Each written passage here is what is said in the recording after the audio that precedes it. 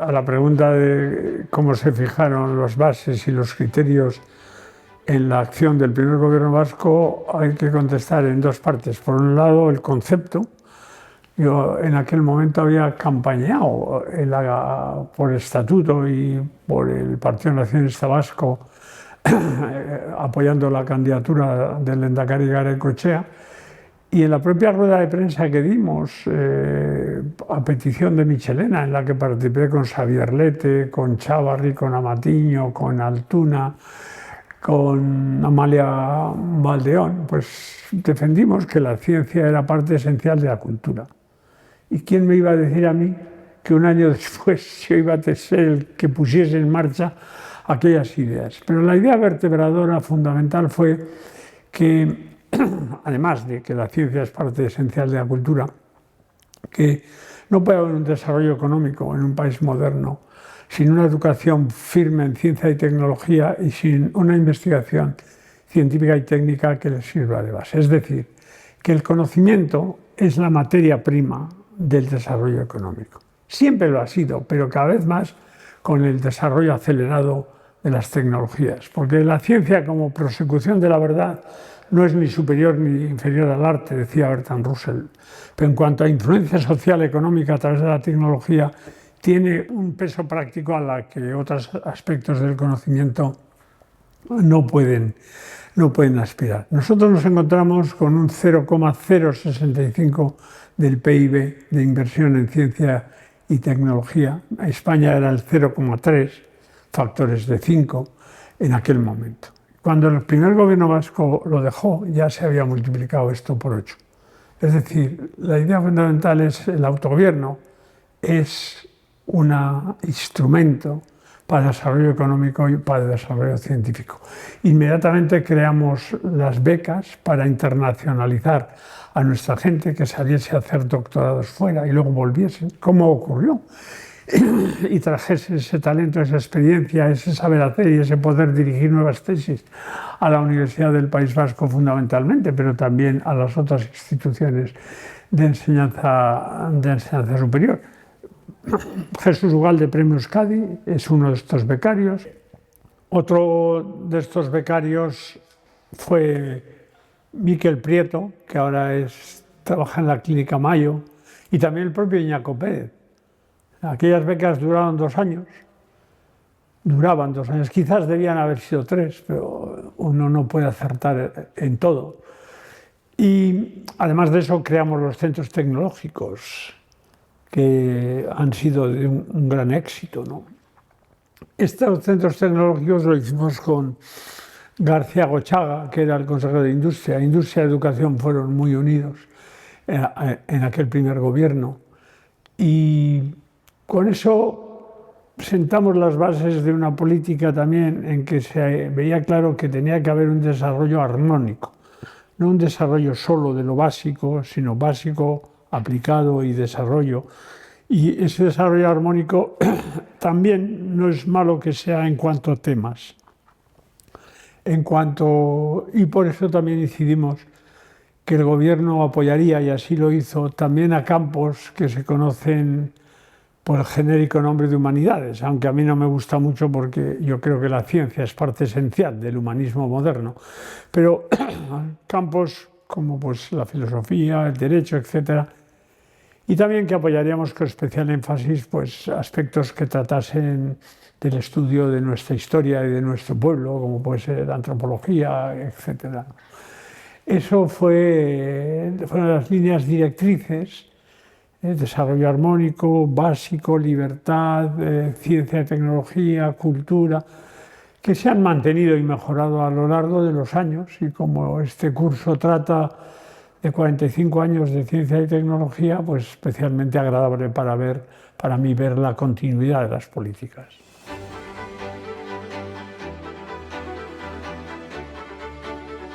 La pregunta sobre si eran duras o no las condiciones en que se tomaban estas decisiones, la respuesta es muy duras. Porque en aquel momento, por ejemplo, había un paro del 27%.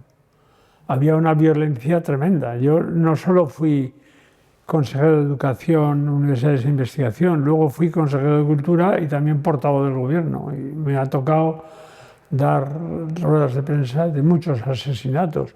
También hubo momentos durísimos en aquel momento. Aparte del paro del 27%, la escuela de Ortuella explotaron y murieron más de 50 niños. Aquello fue una tragedia inmensa para todos.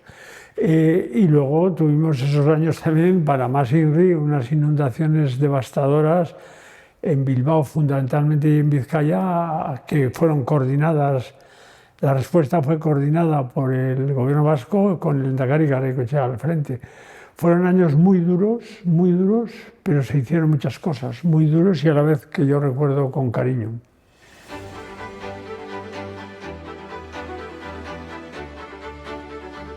Las claves, yo creo, del éxito de las políticas vascas a lo largo de los años, con aquel comienzo, ha sido la continuidad de las políticas. Todos los gobiernos, de todos los lehendakaris, coordinando al resto de las instituciones, han ejercido una política científica e investigadora correcta que ha permitido que en estos momentos la comunidad autónoma del País Vasco esté a la vanguardia del Estado. Pasar de aquel 0,065% del PIB al 2,2, 2,3, como está, aunque debíamos estar más, yo creo que debemos acelerar, pues ha sido un logro. Hemos pasado de la cola a la cabeza, ¿no? Esa continuidad en las políticas yo creo que la ejemplifica bien Isabel Celaá, cuando en un excelente discurso en Passion for Knowledge 2010 agradece a las que crearon el DIPC. Pongo el DIPC, el Donostia International Physics Center, como símbolo de esa continuidad, porque cuando Isabel Celaá agradece a Oliveri como consejero del gobierno de Ibarretxe, agradece a Román Sudupe como diputado general, agradece al rector Salaburu, agradece al alcalde de Lorza, y yo añado el agradecimiento a los privados que crearon el DIPC, aunque eso vendrá luego, que estaban muchos de ellos presentes en la sala, entre ellos el director de Kutxa, Ander Aizpurua, y como no, quien nos ha acompañado con una lealtad institucional ejemplar desde el comienzo, CAF, el presidente de CAF, Andrés Aizcorreta, sin olvidarnos de Telefónica, de IBM y de Kutxabank y de EDP, que son patronos privados del DIPC. Pero el discurso de Celaá ejemplifica esa continuidad en las políticas, que ha sido clave. La continuidad de las políticas y una relación amable con la administración que evite burocracias innecesarias y favorezca la creatividad y la libertad han sido dos ejes vertebradores de la política científico-tecnológico de la Comunidad Autónoma del País Vasco.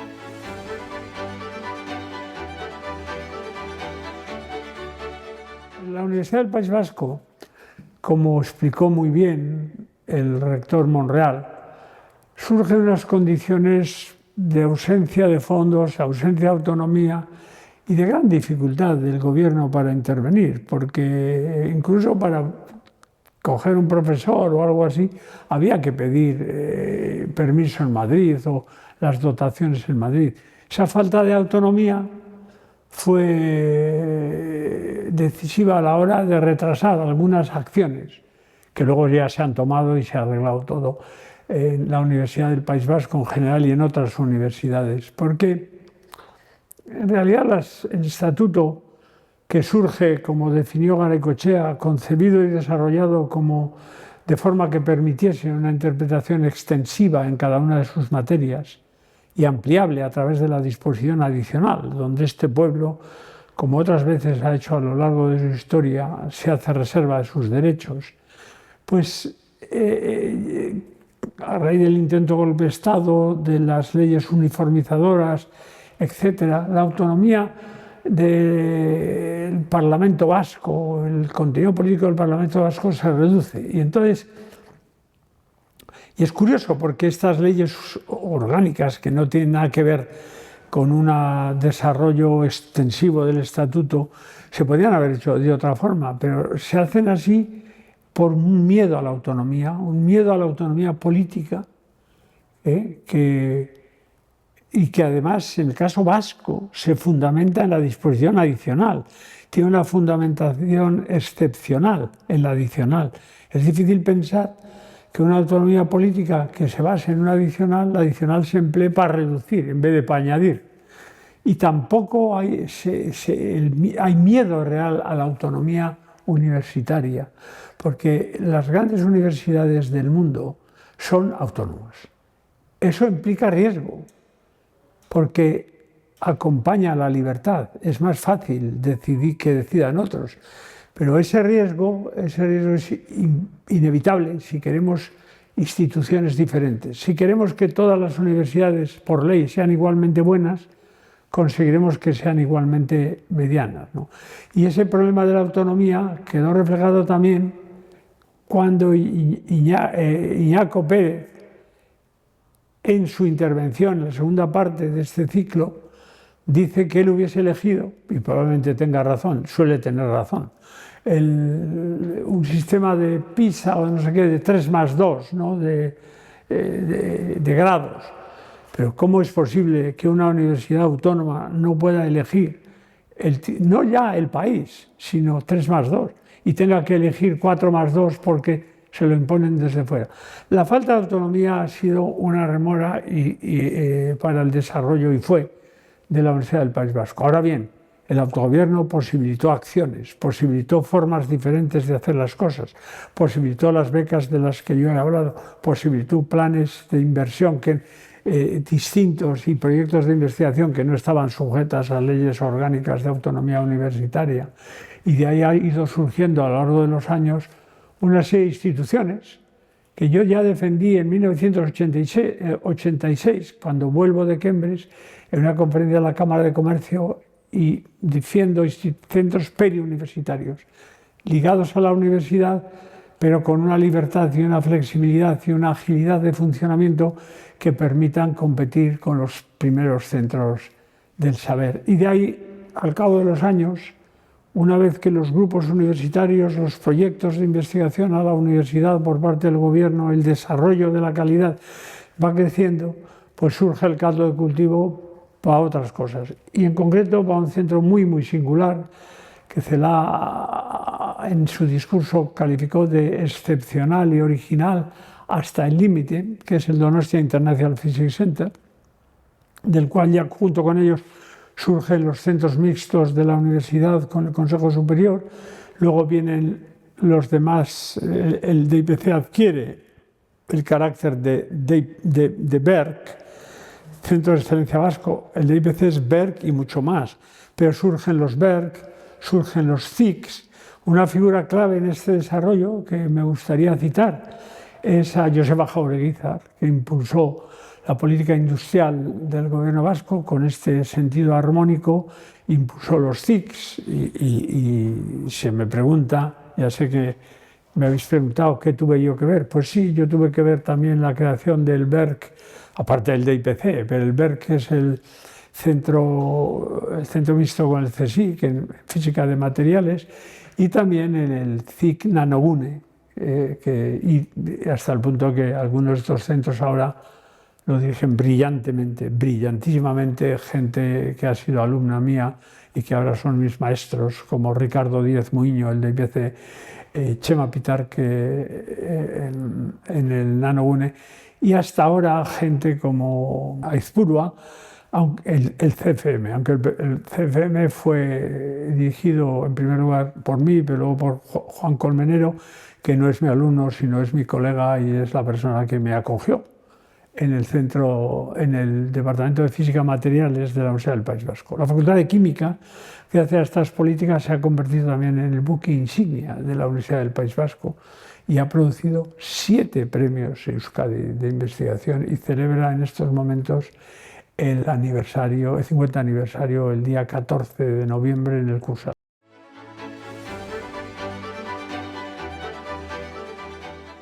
No quisiera dejar de mencionar Jakiunde y Euskampus. Euskampus es el campo de excelencia de la Universidad del País Vasco, que es una estructura más flexible. Está impulsado por Iñaki Goirizelaya, el rector, y luego ha sido apoyado también por los otros rectores, por Nekane Balluerka y también por Eva. Este surge, al principio había una idea bonita, pero que no fructificó porque las decisiones rígidas de los ministerios de unir en un campus de excelencia las ciencias y las letras, no quiero decir las ciencias y las humanidades, humanidades de letras y humanidades de ciencias, pero al fallar esto, Iñaki Goirizelaya habló con Tecnalia y conmigo e impulsó el Centro de Excelencia de la Universidad del País Vasco, Euskampus, financiado al principio por el gobierno central, pero luego fundamentalmente por las instituciones vascas y por la propia universidad, y ese ha sido también un logro que ha posibilitado nichos de actividades que hubiesen tenido peor encaje en el esquema tradicional, un campus de colaboración transfronterizo con Burdeos, que ha sido un ejemplo, y quisiera también resaltarlo. Y también, ya que se me pregunta en qué estuve envuelto, pues también estuve envuelto en Jakiundi. Jakiundi es una idea de Javier Retegui, en que quería una academia de excelencia dentro de Eusko Ikaskuntza y que la presidiese yo, pero yo vi que, y él estuvo de acuerdo, que puestos a ir a una academia, una nación, una academia, teníamos que hacer una academia transdisciplinar y una academia independiente, una academia que no dependiese de otras instituciones ni de nadie. Las academias deben ser independientes, no en su financiación, pero sí independientes en su decisión, en su selección de miembros. Para mí la academia significaba una distinción, una señal de reconocimiento y de respeto a sus miembros por su excelencia, y a la vez la posibilidad, como está siendo en estos momentos, de que sea alto órgano consultivo de las instituciones del país. Ibarretxe era el lehendakari en aquel momento y lo impulsó, como impulsó también todos estos Bergs, CICs, etc. Y en 2007 la inauguramos y en estos momentos ya vamos por el cuarto presidente. El segundo presidente que me sucedió a mí fue Jesús Ugalde, Premio Euskadi de Investigación. Después el actual consejero, Iñaco Pérez, y ahora es Ana Zubiaga, que lo está llevando a nuevas cotas de excelencia. Yo he participado en todo eso y estoy muy contento. Estoy contento y agradecido porque he tenido mucha suerte de la excelente gente, tanto rectores, consejeros, por supuesto el lehendakari Garaikoetxea y los otros lehendakaris, todos los otros lehendakaris con los que he tenido la suerte de colaborar y que han ayudado a mis proyectos, o si se quiere menos arrogancia, que yo haya ayudado a los suyos.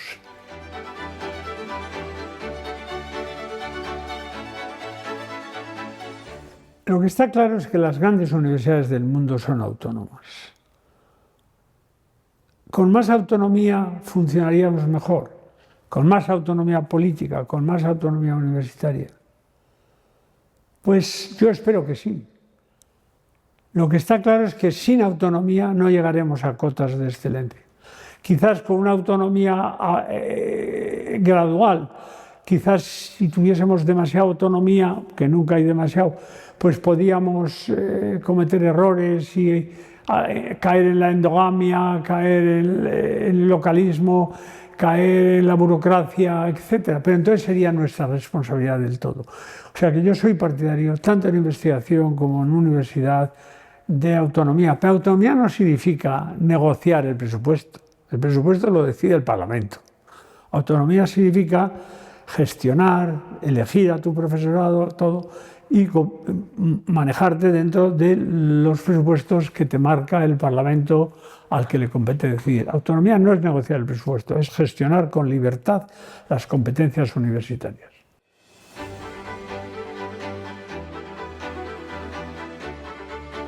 Yo siempre he defendido que una de las razones fundamentales por las cuales hay que investigar en libertad que no hay que fijar directrices a la investigación básica, otra cosa es lo aplicado y el desarrollo, es que no sabemos lo que va a venir.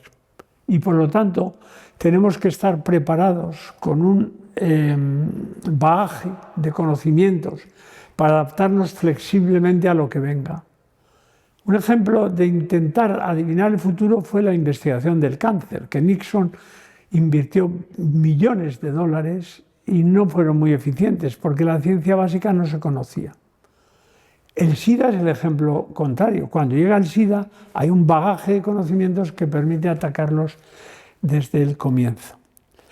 La bomba atómica, en lo que sirve el ejemplo que hemos visto en la película Oppenheimer, es un ejemplo de cómo una inversión masiva en dinero, en tecnología, si se conoce la ciencia básica, puede ser eficiente. Pero a mí el ejemplo que ilustra mejor la importancia de lo básico, la importancia de la continuidad en las políticas, la importancia de que la ciencia es parte de un progreso continuado, es el COVID. Las vacunas del COVID fueron encontradas porque había un conocimiento masivo en diversos campos, conocimiento que ya se lleva hasta el año 1800, cuando Young descubre la difracción de la luz. Luego otros descubren que si en vez de luz es rayos X y en vez de rendijas de una ventana son planos atómicos, pues aparecen zonas claras y oscuras que nos indican de qué está hecha la materia por dentro. Luego viene el descubrimiento de la estructura de doble hélice del ADN, gracias al conocimiento acumulado del enlace químico y también de la difracción de rayos X. Luego el dogma fundamental de la biología molecular, que es que el ADN no transmite directamente su información a las proteínas, sino lo hace a través de otra estructura similar, pero que es distinta al RNA mensajero. La investigación en RNA mensajero para tratar los cánceres, ¿no? Porque ya no hay cáncer, hay cánceres, ha sido decisiva, y los investigadores turcos y otros se dieron cuenta a raíz del descubrimiento químico de la química Katalin-Karikó, de cómo el RNA mensajero pues quizás podía ser el vehículo, la forma de solucionar el COVID. El COVID, por lo tanto, es el fruto, las vacunas del COVID, momento estelar de la humanidad, como lo calificó nuestro consejero, y también el jurado del Premio Príncipe de Asturias al dar el premio a las diversas vacunas del COVID. Es un momento estelar de la humanidad. Si hoy Stefan Zweig escribiese momentos estelares de la humanidad, el primero, en mi opinión, serían las vacunas. Y el COVID ilustra primero el conocimiento, la continuidad del conocimiento, que nos apoyamos en las espaldas de los gigantes anteriores. O, como a mí me gusta decir con André Gide, que todas las olas del mar deben la belleza de su perfil a la retirada de los que les precedieron. Es un ejemplo excelso de ese conocimiento. Y también es un ejemplo excelso de cómo la sociedad desvalida e impotente, una sociedad que controla todo, estaba a punto de ser derrotado por un pequeño bichito al que solo le podíamos aplicar los mismos métodos que hace 600 años. Y cómo esa sociedad encontró en la ciencia la respuesta a su esperanza.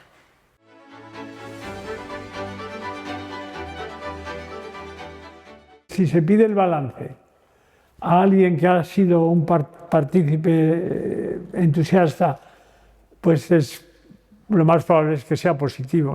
Yo creo que el balance es muy positivo. La ciencia, el desarrollo científico del País Vasco será estudiado y está siendo estudiado. Y el desarrollo tecnológico también del País Vasco será estudiado en las escuelas de negocios, estoy convencido. Y el hecho de que hoy, como en palabras de Tagore, no soy yo quien elige lo mejor, es lo mejor que me elige a mí, que los números unos en computación cuántica, como es IBM, nos haya elegido como colaborador, obviamente como colaborador y como negocio también, esa es la verdadera colaboración, pues es un ejemplo de que las cosas se han hecho bien, en todos los campos, no solo en la física cuántica, etc. Obviamente hay mucho que corregir y cometeríamos un error si cayésemos en la autocomplacencia. pero continuidad en las políticas, una relación amable con la administración, el considerar al conocimiento científico-técnico como parte esencial del desarrollo económico y a la ciencia como parte esencial de la cultura, y por lo tanto que una sociedad científicamente informada es más libre y por lo tanto es más culta y por lo tanto más libre, pues son bases sobre las que uno espera ser. Yo soy optimista para el futuro. Y el gran error que cometeríamos, porque todo el mundo avanza, no hay más que oír el discurso de Xi Jinping, el Partido Comunista Chino, poniendo el talento, el desarrollo tecnológico y el avance de la ciencia como claves para el futuro de China, para darnos cuenta que cometeríamos un error si caemos en la autocomplacencia. Y por lo tanto, a mí me gustaría terminar esta entrevista con optimismo y con ambición. Ambición para el futuro, ambición en nuestros planes, querer competir dentro de nuestra pequeñez con nuestra arrotasunez eta ez handikeriez, queremos competir dentro de nuestra pequeñez con los mejores, en lo que compitamos y hacer las cosas bien. Y comparamos con los mejores no solo es pensando en mañana, sino en pasado mañana. Y aparte de ciencia y tecnología, aquí hay que añadir dos palabras, educación y sabiduría, el saber usar bien el conocimiento que estamos desarrollando. Yo creo que otra de las cosas buenas que ha tenido la política científica de nuestro gobierno y de nuestras instituciones es que ha cuidado de forma general al sistema y ha tenido una visión simbiótica, como es el de IPC, por ejemplo, pública-privada, pero también ha cuidado al sistema universitario en general, no solo a la Universidad del País Vasco, que por supuesto es la líder en investigación científica y técnica del país, o por lo menos de esta parte del país que constituye la comunidad autónoma del País Vasco, sino también a las otras universidades, a Deusto y Mondragón, a unas en campos más cercanos a las letras, por decir así, o si queréis humanidades, pero también otra forma de afrontar la relación con la empresa, o puede ser los de Mondragón. Y para mí, ver en el acto a todos los rectores prácticamente de la Universidad del País Vasco, también a los rectores, al rector de Mondragón y al antiguo rector de Mondragón.